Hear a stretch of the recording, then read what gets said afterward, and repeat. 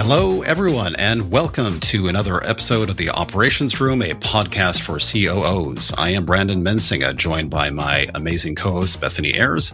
How are things going, Bethany? They're going well, Brandon. I had a bit of good news this week. My birthday's coming up in a couple months. And I was like, am I really going to be 48? Like, I'm 47 now, so I guess I'm going to be 48. But wow, it just doesn't feel quite right. And so I calculated in my head, and I was like, no, I think I'm 46. And then I couldn't quite believe it. And so then I had to take out my calculator and actually calculate the date. And it came out at 46.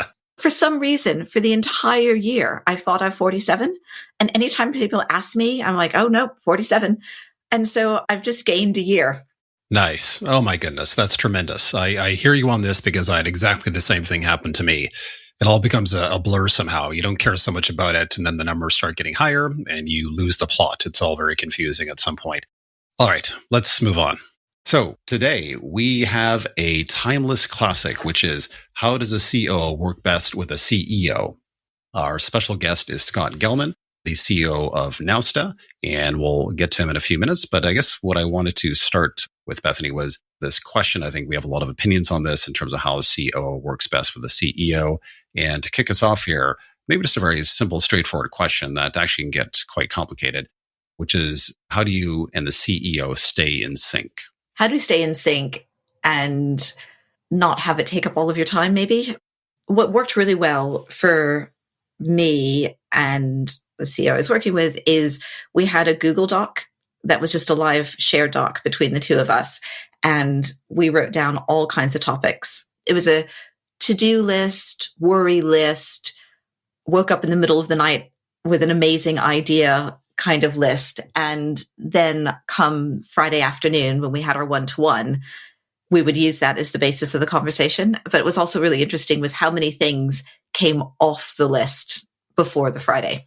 That seems like a very wise way to do it, because in real time, you can put down day to day what you're concerned about and some of the issues you want to get to in terms of talking to the CEO. And to your point, you actually save time in a way, because by the time you finish the week, some of the stuff becomes non-issues effectively. And that seems like a very sensible way to parse down the list to something more helpful. Definitely. And also sometimes either it's a non-issue or you can handle it asynchronously because it's not very exciting. And so you can save more interesting things. Like, need you to sign a bunch of things. Here is the link to sign all these things. I feel like you very much, or I have really accommodated the CEO style, because different CEOs have different preferences, I would say, in terms of how they want to communicate. And I think the one that you just suggested was probably the way that the CEO wanted to communicate with you.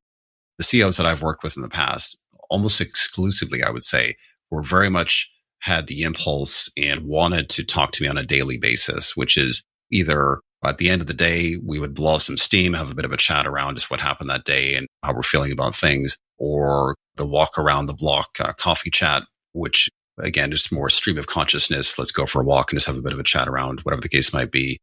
A meeting's finished. They just wanted to have a chat around the outcome of that particular meeting or something that, was highlighted to them that they thought was quite relevant for us to speak about. But almost exclusively, everything was done in a ad hoc fashion. And yes, we had a staple meeting once a week that we definitely kept for the most part. But I think really the communications, if I think about it more realistically, it was all this other comms, I would say, that really was the foundation of our relationship in terms of how we synced with each other. It's interesting in that you've pretty much always been in the same city and in the office with the CEO. And for whatever reason, in the course of my career, it's never been the case. Like, I've always had CEOs in different cities or offices in different cities. And so the ad hoc phone call, yes, but not as much of the ad hoc face-to-face. And it's just no takeaway from that. But I just find it interesting when you talk about things, you tend to rely more on in-person relationship building than I do. And I just think it's a function of how we've worked. No, that's a great point. I've had the luxury of having the face-to-face opportunity, I guess, in this way. It also occurs to me as you're just saying that the way in which I stay in sync with my team that I do over Zoom, I very much do almost the exact same thing that you would do face-to-face in a way, which is I'll ad hoc get on a Zoom call with person A, and then person A, I want to talk to person B, but it's in relation to person A. So I'll bring person B onto the same call. We'll have a quick chat about that. Person A will leave, then I'll continue talking with person B in this case, and I'll literally just do like this ad hoc chat that I would do in a room basically, but I do it on Zoom instead. And I do it not randomly, but based on needs that I have to talk to various folks. So why don't we take a look at the next key thought here, which is, do you have any advice on how to say no constructively to the CEO? Yes, I don't. Part of that is maybe a bit of a tactic, but more than that is generally, and again, I'm using he because I have never worked with a female CEO. Not many people have, is generally have trust that he would like to do things for a good reason. And so through asking questions and looking to understand what those reasons are, it will either help me understand why it's more important than something else, or help him understand why it's less important than something else, or now is not the right time. Yeah, that sounds like a very sensible way to do it. And I think I'm actually quite similar, to be honest, which is the bottom line is the CEO never wants to hear no. And they may not admit it, but it's the reality, I think, to be honest. And I think your response is the right one, which is, I think the sensible thing to do is to ask insightful, smart questions in a very neutral way.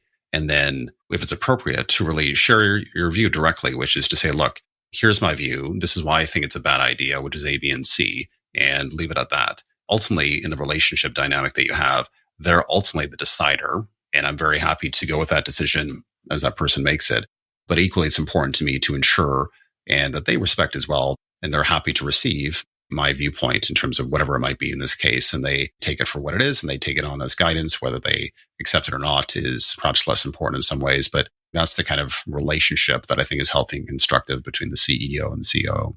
Question number 3. So we have, how do you approach who does what between yourself and the CEO, and any lessons learned there or any kind of review check-ins that you tend to do?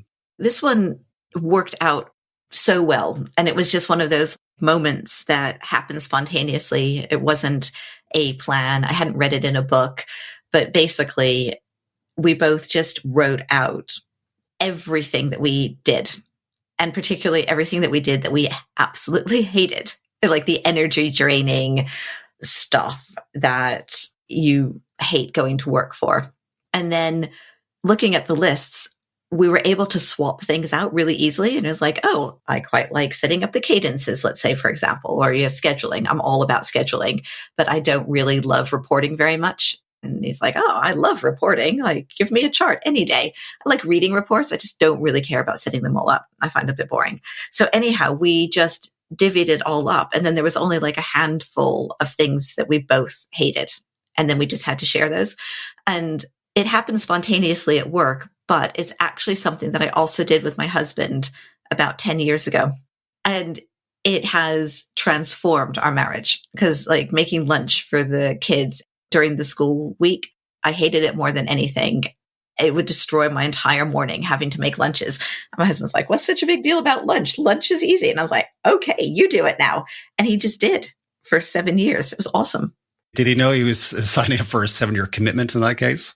Well, I mean, he knew how old our children were and how long primary school lasted. So yes, like I'm hoping he figured that out himself. But conversely, like he hates admin, like filling in any form just kills his soul. And I love filling in forms. So it really worked out well. Okay. So I think thematically, this kind of connects back to your previous list. So I think having some kind of binding list seems to be a good riff for you, I guess, in terms of how to split the activities between yourself and your husband, and also yourself and the CEO in this case. In my case, I feel like I've done it a little more organically. I mean, generally speaking, I know what the CEO is good at, what they're interested in. And for the most part, I wrap myself around that. So ebbing and flowing in terms of what they want to do, what they're interested in, what they have capacity for, letting them flex their muscle in that sense. And then I kind of wrap around that in terms of what else needs to be done, essentially. And in areas where there is an overlap or an overlap starts to occur, I usually would just back off and allow the CEO in that case to pick it up. And it's a much more organic thing. I think sometimes I have brought it up in conversation if there is a lack of clarity on my part for whatever reason. But for the most part, it's a bit of a natural, organic ebb and flow in this case. There's a real theme coming up. Like I need everything scheduled. I have everybody in my calendar. There's no just ad hoc Zoom calls. You're ad hoc Zooming people. You're ebbing and flowing. Last question. So it can be a difficult and tough relationship at times between the CEO and the CEO. And the question is, who's really responsible for that relationship and really maintaining that relationship? So I think this is a really interesting one that I'd love to hear your perspective on, because I do wonder how much gender comes into play and how much is the role of the COO and then how much is the role of a CEO and being a woman to a CEO who's a man. And you do to some extent, like with your ebbing and flowing and working around the CEO. I feel like I do a lot of making men the best versions of themselves as a lot of my career. And that's not just helping facilitate their vision becoming reality, but there's also like a lot of emotional labor. I support them through crises of confidence. I support them through things going on at home. I make them feel a little bit less lonely because it is a very lonely job. And I end up becoming a lot of a confidant. And I wonder if it's a gendered thing or a role thing or just a personality thing. Yeah, it's hard to know, isn't it? I feel like my relationships have always been, you're right. I think there might be a bit of a gender thing in some respects. I've only worked with men CEOs in this case, but it's always been this classic, not really talking a lot about your feelings towards what's happening and so on, as opposed, and especially personal things of note, which I think for sure never comes up, I would say, in my relationship with the CEOs. We don't talk about that part of it, but the characteristic that I provide to the CEO in this case, and I've been called this probably, I think, more than a dozen times in my career, which is a characteristic of it being unflappable, which is when shit hit the fans and things are not going well, I'm very focused and very on point and very targeted in terms of how to think about it, what the next step is, and really backbenching the company in a lot of respects. And also in particular, the CEO, when the CEO is either discombobulated, unhappy about something, or whatever the case might be. And I'm really that unflappable individual they can speak to really pause for a second. Let's think about this in a different way. Let's do X, Y, and Z. And I think that's really the relationship and the appreciation that they have in that respect, where I can help them think through almost logically what is the next step without us and the company losing our minds as to whatever's happening. It's interesting because I think I also can help on the logical thinking through the next step, but I'm first there to help get to the point of being able to speak logically, like to work through the emotional part. Yeah, no, you're right. Actually, that's an interesting point because maybe I'm like one half of your equation because the other half, I know for sure the people person usually picks up that part of it. It's almost like a part that I'm not interested in, I guess, in some ways. Maybe I'm not interested, but I'm also not very good at it. And it doesn't come naturally to me either. And I think the people persons I've worked with in the past tend to be quite good at that. And they take on that burden almost in a way that I don't. Well, maybe that's to my detriment. And are they women? Yeah, I mean, usually the people person is a woman in this case as well. So yeah, maybe you're right. There's like a real genderizing situation going on here. So why don't we park it there and move on to our conversation with Mr. Scott Gellman, and let's do that. I'm delighted to welcome Scott Gellman to the podcast today. I've known Scott for quite a few years now, but actually I've never met him in real life. It's one of those COVID relationships. Scott has been both a CFO and a COO of multiple startups and even big companies. So welcome, Scott. Great to be here. Thanks for having me. Today we're talking about relationships with CEOs. And I was curious if there was any difference, having been both a CFO and then a CFO who became a COO and also just a straight out COO, between those relationships and your CEO. How does it differ?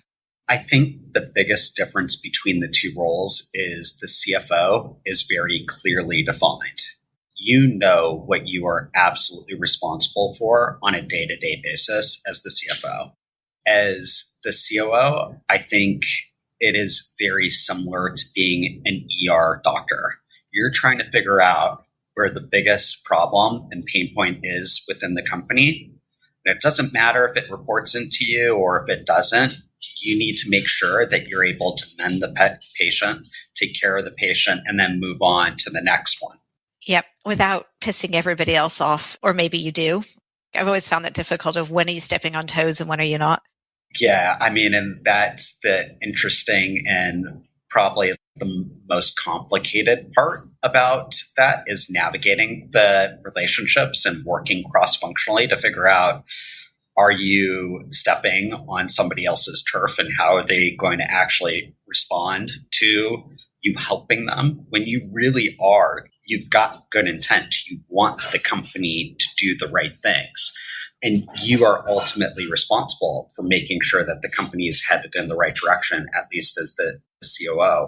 I think the CFO is a very different role in the fact that many people call it the CFO. No, like expect that from the CFO. You expect the CFO to be hard. You expect the CFO to be very disciplined. There is a box that you operate in. And I think like the dichotomy between the two makes it very interesting as you transition between the roles, because I think all great operators leverage the data to make decisions. When you're using data to make decisions, then it's really like difficult for people to argue with the data. They can try, but you're taking the emotion. And I think that that's what's super helpful about having like the CFO background, is to be able to leverage the data. As you transition into managing both being CFO and COO, there is the point where you have to be that black box where you're saying no, but the operational side of you realizes that you've got to make necessary investments. And so you've got this tension between the two roles. And I think for a lot of successful organizations, that's also why they separate out the two roles. When you think about your relationship that you've had as CFO with the CEO and the relationship you've had with the CEO as a COO, how has that been different, or how has that felt different to you, given what you just said? I think it depends on the CEO. Operating in an early stage company, you're working with a lot of first-time CEOs that just haven't seen it. They have their own perception about what the role is, and it might not be necessarily relevant to what you're doing and what the stage of the company is. So I think I'd bring it back to the same idea and the premise. Regardless of role, like having just a fundamentally great relationship with the CEO dictates success in both roles. I think that that is fundamentally critical. Number one. I think number two is definitionally what that role is. Once again, like most people know what a CFO is responsible for. A CFO is responsible for making sure that you've got enough cash, making sure that you've got the analytics to run the business, they've got all the reporting to distribute. From a COO perspective, there is no one COO role. There are COOs that are really good at GTM. There are COOs that are the MacGyvers of company operations. And then there are COOs that are really just administrators. And so I think that navigating that and having that common understanding with the CEO is really important, and ensuring that you've got very clear expectations with the CEO as far as the COO role goes. I think that it's much easier to operate as a CFO of a company because that common understanding. Bethany, did you ever have that challenge? Yes. And also, like, I always feel like for me, being a COO is like having a second marriage, and you have to work on the marriage with the CEO as much as like marriage to my husband. Because it's not like you go in, form expectations, agree the rules, and they never change. It's like things always change because people change and the relationship changes, and you have to go back. And at least my experience, both as COO and previously at New Voice Media, where I was just kind of, I think I was probably chief of staff, but it was just before it existed as a title. So I ended up being SVP strategy, but really I was chief of staff. And I had that same relationship with the CEO where I had to spend all my time negotiating this relationship and working on it. And I'm wondering, I feel like I was the one who did more of the work on the relationship and owned it. And I feel it's quite gendered, but maybe I'm just reading into it gender, and it's actually the role of the COO to work more on it with the CEO. So Scott, I think you've only worked with male CEOs. I'm curious, who put more effort into the relationship? I have definitely put more effort into the relationship of building that partnership for a variety of reasons. But it could be gender based. I've just never thought about it. I think that that's a really interesting way of looking at it. I would love to work with a female CEO to understand kind of like the difference. But I think like relationship building is just core and fundamental. And I know that this is a tangent and this may make you feel better. It may make you feel worse. But I was having dinner with a friend of mine, and he's a president of a billion-dollar company, and he's been the president for the last 8 years. And I asked him this very question about like, how does he build this relationship with the CEO? And he's like, it's been a roller coaster for the last 8 years. I don't talk about it. I've been fired 3 times only to be rehired the next day. And like, there's these peaks and valleys that you have to manage through. He's like, look, there would be points in time where I didn't speak to the CEO for months on end. I'm like, that is absolutely crazy. How do you get your job done? And he's like, look, the organization feels it when that happens. But it was my job to go back to the table to repair whatever wasn't working.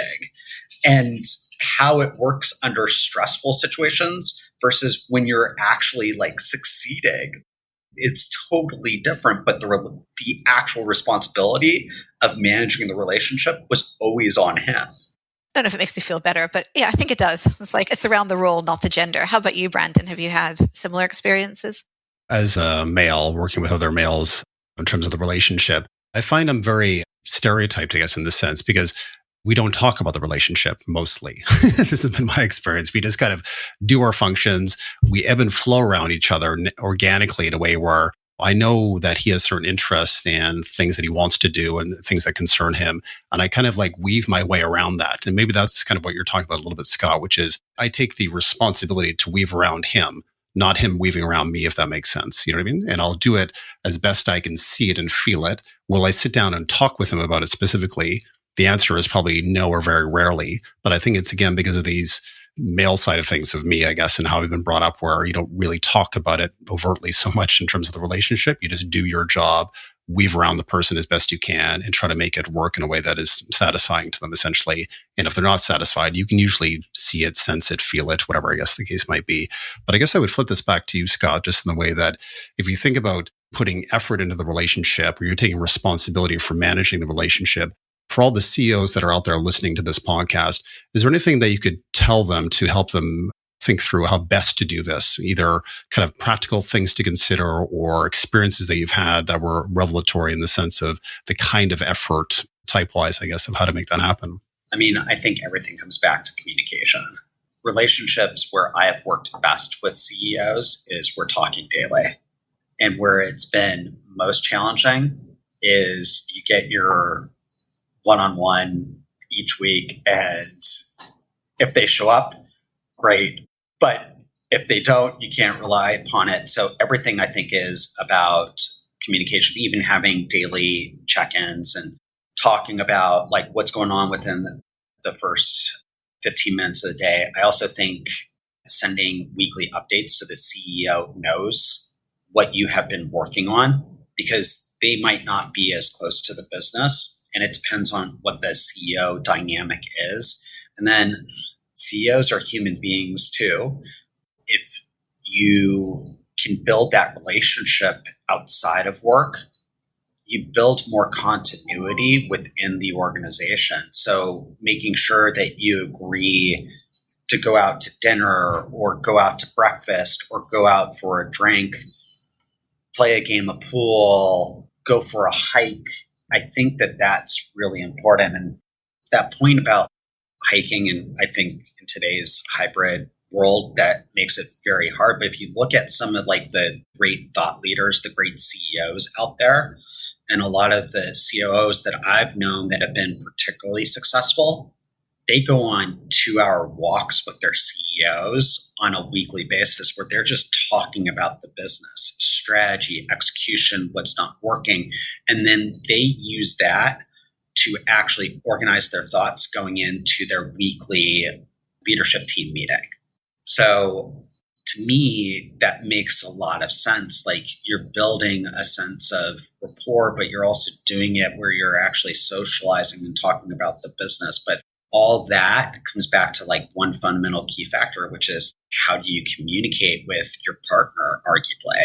Going back to it being a marriage, and it's like, how much space do you have for two marriages? I was also thinking about the gender dynamic. I don't know how much of it's gender versus power. Well, I think it is, because as women, we tend to have less power. And then as COOs, we have less power compared to CEOs. So that's why I was curious whether it was a power or a gender or both. But it was just interesting the way we react to that. So as a woman, I'm like quite socialized. So what I do is I talk about the relationship. I worry about feelings. I bring out the hard conversations. Brandon just ignores all of it and kind of figures out how he weaves around.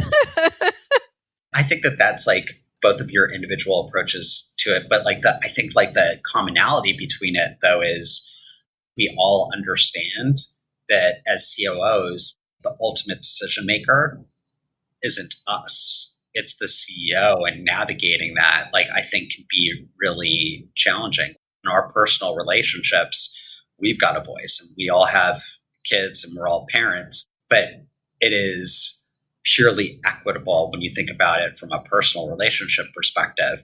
But no matter how you look at it, the CEO, COO relationship, it's not equitable. There is one person that has ultimate discretion and decision-making power in that relationship. And I think that that makes it much more complicated to navigate. But I think that's actually spot on. I think that's part of the reason, perhaps, why Bethany has her approach and I have mine, which is, it sounds a little bit silly, but I respect the office of the CEO, which is they're the ultimate, arbiter for the company in terms of what's going to happen. And do I have a voice to be heard? For sure. Is it my place to tell them what to do, or we should be having a different relationship? Here's the reason why. I don't feel like that's my place in some ways. And maybe that's not the right attitude, but that's the way I've always approached it, I suppose. Question back to you, Scott. In that sense, where that CEO is the ultimate arbiter in that way for the company directionally, if you disagree with the CEO or don't believe that a particular approach is the right thing to do, or you need to say no to that CEO, is there a way to approach that guidance-wise that you think would be useful for the listeners? So I think it depends on the CEO that you're working with. There's emotive CEOs, there's motivational CEOs, and then there's data-oriented CEOs. And look, I always walk into these conversations, rightly or wrongly, with apprehension. But what I try to do is bring the data with me. And I think if you've got data, it takes the emotion out of the conversation. Hey, look, I know you said this, but here's what the data is showing. And I think that that's leverage that not a lot of people sufficiently use. So if you're talking, for instance, about the performance of an individual, and we've all been there, the CEO's like, you need to fire this person. And nobody agrees with that. You're like, here's the salesperson. They're actually the only person that's hitting quota. Their win-loss ratio is higher than anybody else, and you still want to terminate this person. When you see this, do you still want to make this decision? And I think that that's always helpful. I think it's during the subjective conversations where it's much more difficult. And if it's a subjective decision, you can express your opinion, but it comes back to the same conversation we had earlier, the power dynamic. Ultimately, as the COO, you are part advisor, you are part implementer, but the ultimate decision, it's not ultimately yours. You've got an opinion, but the CEO, unfortunately or fortunately, has the final say. That brings me on to another question. This is one that I definitely struggled with personally, so it'd be great to hear what you have to say, or your experiences. Is not every decision should go to the CEO, because that's a massive bottleneck and slows everything down. But important decisions need to be decided. And then, so it's not just between what decisions can a CEO take versus the COO, but it ends up becoming something where everybody wants to know what level of decision making they have. And how have you seen that work well without rolling out a humongous amount of bureaucracy and sign off levels? So the only time I've seen it work well is with second time CEOs, like experienced CEOs, because they have a preordained framework in mind.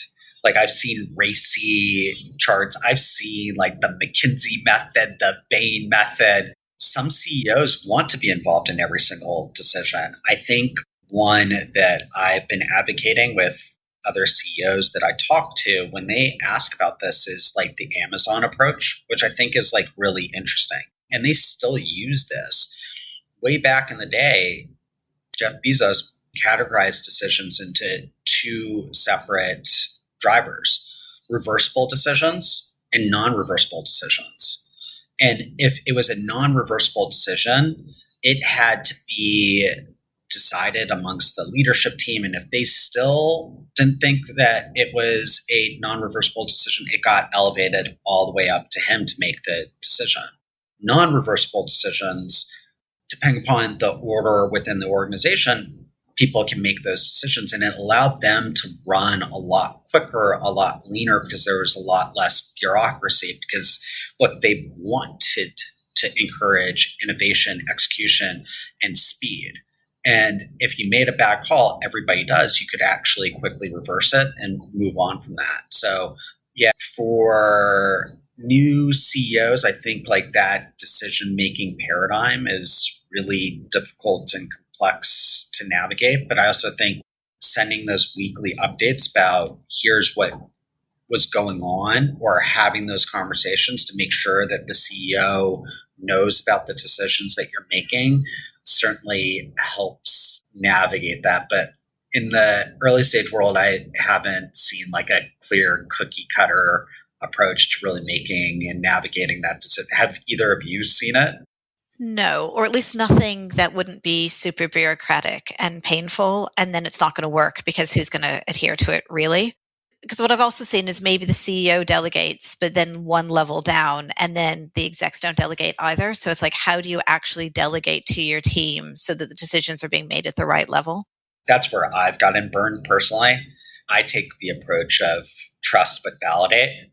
And so I try to give my team the discretion to make the decisions because I trust them emphatically. It's just over time, if I feel like I've gotten burned, then I pull back that responsibility and I'm much more involved in the decision-making process. But I believe like you should be pushing decision-making rights to the lowest levels of the organization. Just makes you much more functional and nimble. Totally agree. It just really struggles on the CEO's relationship there. But I've been there too, right? Okay, somebody in your organization makes a bad call. You get burned. And you get torched for it, right? Like, how did you make this decision? How did you not know about this decision? What are you doing? How are you managing your team if you didn't know about it? And you're like, I can't possibly know about everything that's going on within the organization. Somebody spent $500 on a tool. Yeah, like, no, I didn't know about it. And I can't possibly know about it because I can't do X, Y, and Z if that's the case. Or like somebody makes a mistake. Yeah, people are imperfect. Like they're going to make mistakes. But if we're so focused on perfection, we'll never actually focus on progress. It's difficult. And everybody that I've talked to has had similar frustrations and issues. For sure. And I think in every scale up that I've worked for, this question of what the CEO should be deciding is always a bit of a question in some respects. And especially coming from the heritage where that CEO made all the decisions up until a certain point. But at that certain point, it really changes because you bring in experts and specialism and people that know what they're doing essentially. And to your point, you need to give them full empowerment to make choices within a certain context and to allow that to occur and for that to flourish. And for some CEOs that have done that scale up journey, they find it difficult to make that transition. But I think you as the CEO coming into the company, you have a bit of a responsibility to work with that CEO to make that changeover happen in some respects.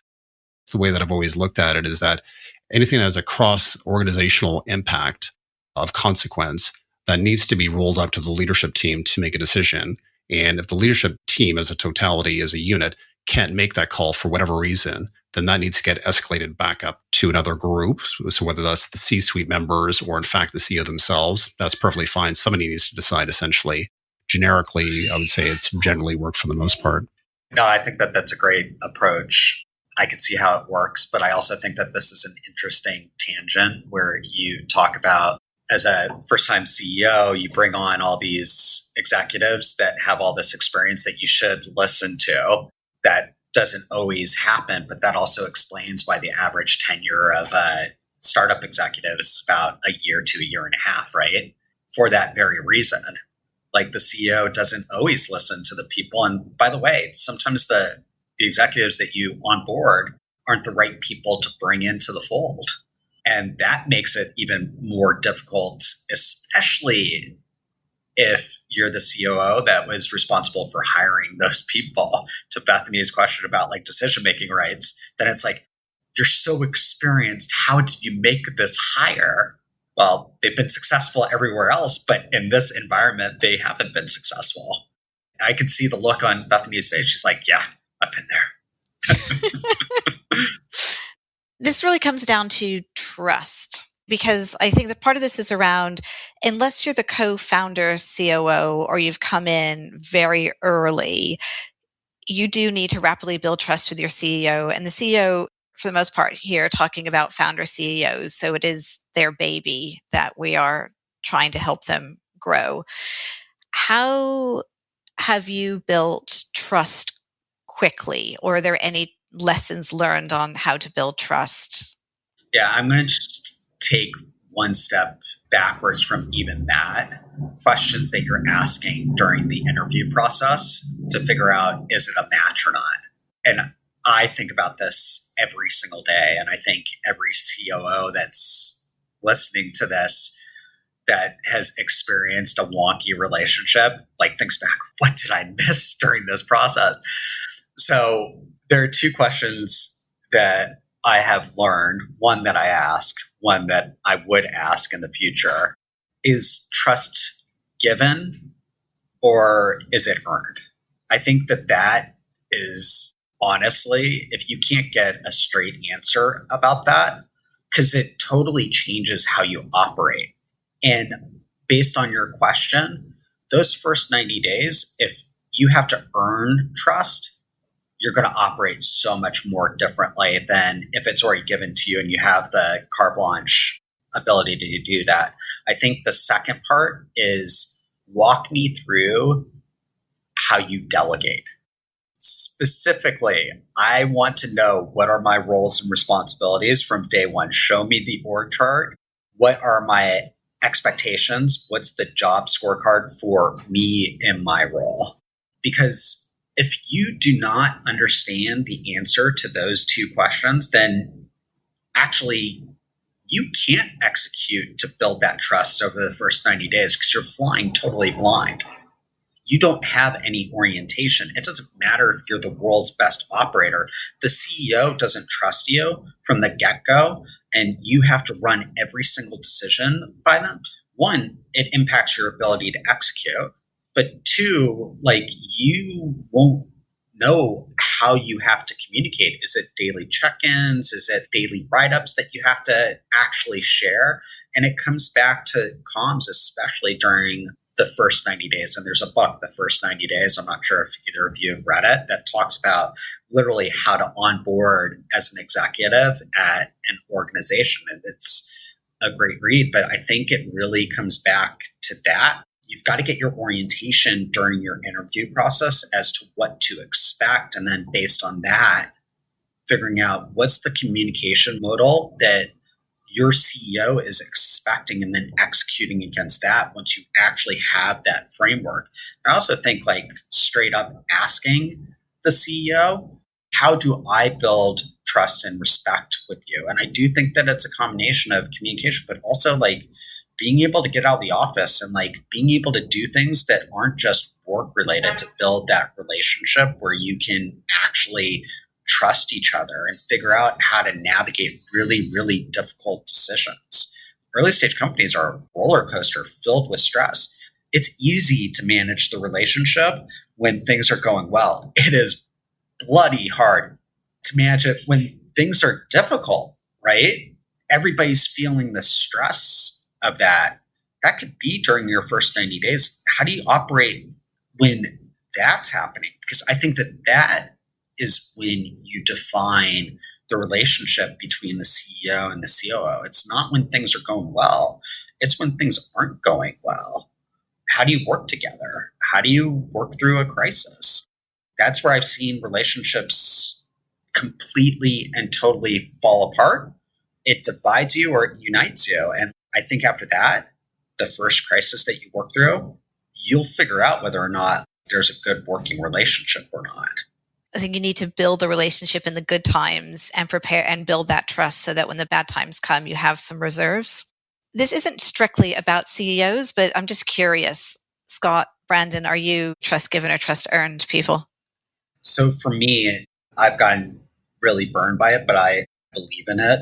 I believe trust is given from the get-go. If I've done a good enough job interviewing people, I don't want to hire people that are robotic. I want people that can go and get it done and require limited supervision. Like, I want to know what's going on. Like, keep me informed, but go at it. Have at it. Like, go dominate the world and operate really quickly. And if things don't work out. Now, in practice, is that always the case? Am I always operating like that? No, it depends on like the level of the role within the organization. So I'm a little bit of a hypocrite. I'm not going to lie. I think in this respect, I feel like I'm definitely a trust-given person. I'm all about moving as fast as humanly possible and hiring people with functional talents that I know they can do the job, and I expect them to fulfill their skill set in some ways. And to your point, the reality is that doesn't always happen. And I think this is where I think I personally get caught out sometimes, because I give the trust ASAP. I'm like, let's do this. And then 3 months later, 6 months later, I start seeing symptoms or signals that are telling me something's amiss, basically. But I think at least at the outset, it's really trust is given. Let's make this organization happen and do that. It's interesting that you both viewed it in a company or in a business perspective, because I feel like there's lots of things in the world where people are either one side or the other, or, introvert, extrovert. And I think the trust is definitely one of those. And so it goes farther than just trust within the organization.